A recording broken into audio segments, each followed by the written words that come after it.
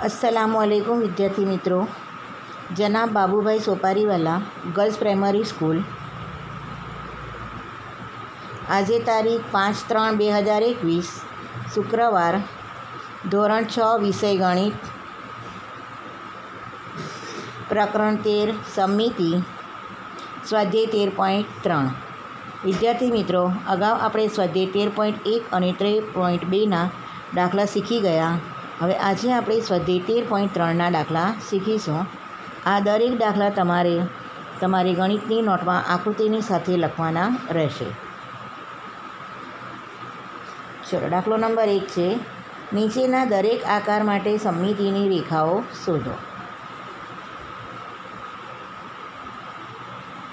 અહીં આપણને એક આકાર આપેલો છે।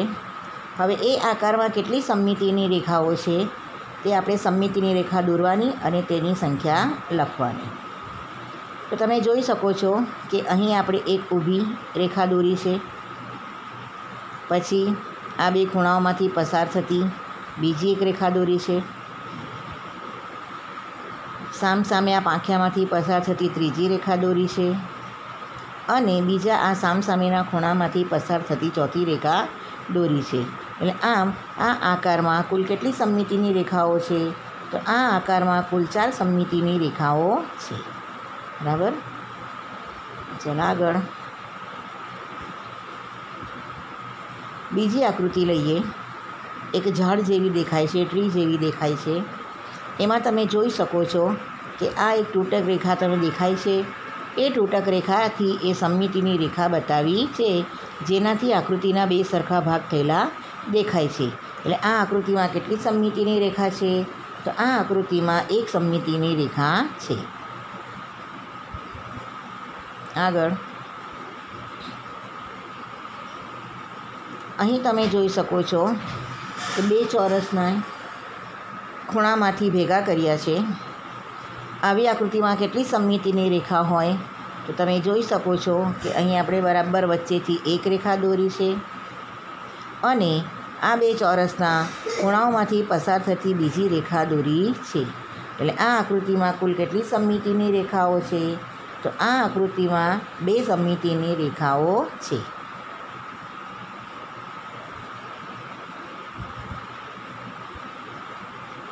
ચલો અહીં પણ એક આકૃતિ આપી છે, તેમાં આપણે સમમિતિની રેખા જોઈએ કેટલી દોરાશે। તો તમે જોઈ શકો છો વિદ્યાર્થી મિત્રો, અહીં બે સરખા ભાગ કરતી એક આડી સમમિતિની રેખા દોરી છે અને બીજી બે સરખા ભાગ કરતી એક ઊભી સમમિતિની રેખા દોરી છે। એટલે આ આકૃતિમાં બે સમમિતિની રેખાઓ છે।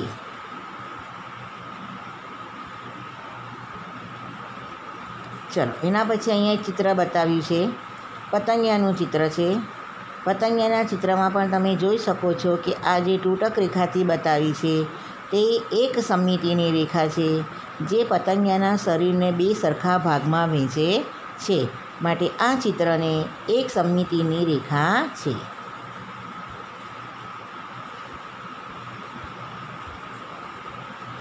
જુઓ અહીં આ ચિત્ર છે, તેમાં તમે કહી શકશો વિદ્યાર્થી મિત્રો કે કેટલી સમમિતિની રેખા આવશે?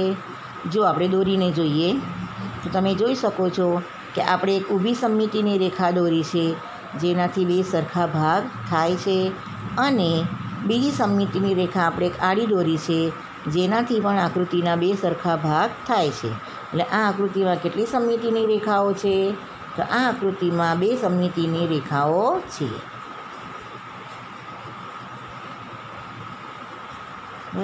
ચલો હવે દાખલો નંબર 1 પૂરો થયો। હવે દાખલો નંબર 2, નીચે આપેલા અંગ્રેજી મૂળાક્ષરોમાંથી કયા મૂળાક્ષરોના અરીસામાં પ્રતિબિંબ એવા જ દેખાય છે અને કયા મૂળાક્ષરોના અરીસામાં પ્રતિબિંબ ઉલટા દેખાય છે?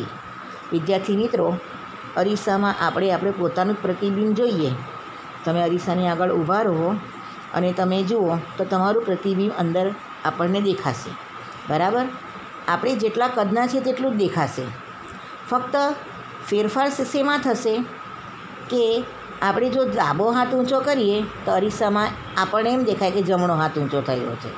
બરાબર, અને જમણો હાથ ઊંચો કરીએ તો અરીસામાં એવું દેખાય કે ડાબો હાથ ઊંચો કર્યો છે। તમે તમારી નોટમાં જે લખો છો તે નોટના પાનામાં લખેલું લખાણ અરીસા આગળ ધરો તો અરીસાની અંદર તમને એ અક્ષરો કેવા દેખાશે? ઉલટા દેખાશે. બરાબર. તો અહીં કેટલાક અંગ્રેજી મૂળાક્ષરો આપ્યા છે. એ અંગ્રેજી મૂળાક્ષરોમાંથી આપણે નક્કી કરીશું કે કયા મૂળાક્ષરો અરીસામાં એવા ને એવા જ દેખાશે અને કયા મૂળાક્ષરો અરીસામાં ઉલટા દેખાશે. બરાબર. કયા કયા મૂળાક્ષરો આપેલા છે? તો O, E, M, N, P, H, L, T, S, V અને X. હવે આ બધામાંથી કયા મૂળાક્ષરો એવા જ દેખાશે? તો આપણે જોઈએ કે અરીસામાં પ્રતિબિંબ જેવા જ દેખાય તેવા મૂળાક્ષરો. બરાબર. અરીસામાં કેવા પ્રતિબિંબ દેખાય? જે એવા છે તેવા જ. તો કયા કયા મૂળાક્ષરો તમે જુઓ તો અહીં તમે જોઈ શકો છો કે અરીસામાં આપણે O લખીએ તો O એવો જ દેખાશે, M પણ એવો જ દેખાશે, H પણ એવો દેખાશે અને T પણ એવો દેખાશે. બરાબર. અને બીજો છે V પણ એવો જ દેખાશે અને X પણ એવો જ દેખાશે. એટલે આ બધા મૂળાક્ષરો અરીસામાં તેવા જ દેખાશે, એ ઉલટાયેલા દેખાશે નહીં. જ્યારે અરીસામાં પ્રતિબિંબ ઉલટા દેખાય તેવા મૂળાક્ષરો કયા કયા છે? તો જુઓ, આ મૂળાક્ષર કયો છે? E. ઈને આપણે અરીસામાં જોઈશું તે ઉલટો દેખાશે. બરાબર. આ પ્રમાણે. પછી આ મૂળાક્ષર N, એ Nને આપણે અરીસામાં જોઈશું તો તે પણ ઉલટાયેલો દેખાશે આ પ્રમાણે. પછી છે P. P પણ અરીસામાં ઉલટો દેખાશે. મેં દોરીને અહીંયા છાપીને બતાવેલું છે તે પ્રમાણે. પછી છે L. L મૂળાક્ષર પણ અરીસામાં કેવો દેખાશે? ઉલટો દેખાશે. પછી છે S. S પણ આપણને કેવો દેખાશે અરીસામાં? આ પ્રમાણે આકારનો ઉલટો દેખાશે. એટલે અમુક મૂળાક્ષરો એવા ને એવા જ દેખાય છે, જ્યારે અમુક એવા મૂળાક્ષરો એવા છે કે જે અરીસામાં એનું પ્રતિબિંબ ઉલટું દેખાય છે. બરાબર. ચલો આગળ. દાખલો નંબર 3. નીચે આપેલા આકારોમાં સમમિતિની રેખા દોરો. હવે જુઓ, સમમિતિની રેખા દોરવાની છે. બરાબર. અહીં ગ્રાફ પેપરની ઉપર આકૃતિઓ આપેલી છે અને સમમિતિની રેખા દોરીને બતાવી છે. તો તેમાં તમે જોઈ શકો છો કે આ આકૃતિમાં રેખા L1 રેખા L1 અને રેખા L2 આમ બે સમમિતિની રેખા આપી છે. એટલે આપેલી આકૃતિમાં કેટલી સમમિતિની રેખાઓ છે? તો આપેલી આકૃતિમાં બે સમમિતિની રેખાઓ છે. ચાલો બીજો આકાર જોઈએ. બીજો આકાર જોઈએ કે આ આકૃતિમાં તમે જોઈ શકો છો કે રેખા L1 જે ઊભી દોરી છે અને રેખા L2 જે આડી દોરી છે, આ બે રેખાઓ વડે આકૃતિના બે સરખા ભાગ થયેલા દેખાય છે. તેથી આ આકૃતિમાં બે સમમિતિની રેખાઓ છે. બરાબર. ચલો આગળ.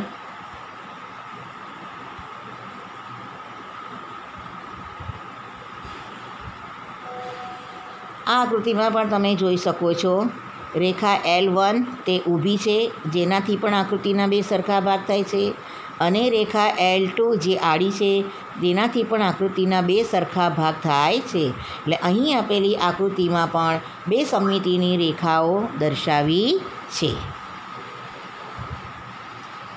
ચલો આગળ બીજી આકૃતિ. આ આકૃતિમાં પણ વિદ્યાર્થી મિત્રો તમે જોઈ શકો છો કે રેખા L1 જે ઊભી દોરી છે, જેનાથી બે સરખા ભાગ થાય છે, અને રેખા L2 જે આડી દોરી છે, તેનાથી પણ આકૃતિના બે સરખા ભાગ થયેલા દેખાય છે. એટલે આપેલી આકૃતિમાં પણ બે સમમિતિની રેખાઓ છે.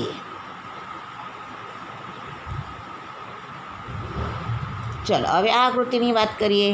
તેમાં પણ તમે જોઈ શકો છો કે ઊભી રેખા L1 જેનાથી બે સરખા ભાગ થયેલા દેખાય છે, અને આડી રેખા L2 તેનાથી પણ આકૃતિના બે સરખા ભાગ થયેલા દેખાય છે. એટલે અહીં આપેલી આકૃતિમાં બે સમમિતિની રેખાઓ છે. વિદ્યાર્થી મિત્રો તમે જોયું કે જુદા જુદા આકારની આકૃતિઓ હતી, પરંતુ તેમાં દરેકની અંદર બે સમમિતિની રેખાઓ દર્શાવી છે. એટલે દરેક જણાએ અહીં જે મેં તમને દાખલા શીખવાડ્યા એ દરેક દાખલા તમારે ગણિતની નોટમાં આકૃતિ દોરીને લખવાના રહેશે. Thank you.